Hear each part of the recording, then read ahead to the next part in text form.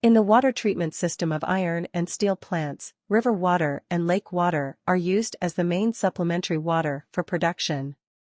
In factories, cooling water is mainly used to condense steam to cool products or equipment.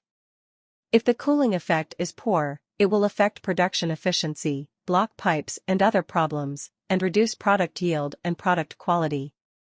In order to prevent the process operation from being affected by unstable water quality factors, such as turbidity, colloid, algae, and other substances, please add shallow sand filters, self-cleaning filters, security filters, and reverse osmosis equipment based on the treatment system.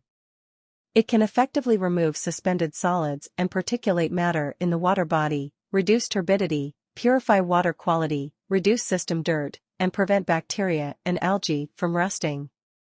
Pre-treatment equipment to purify water quality and protect other equipment to work normally. If you have problems with water treatment, please contact us by private message.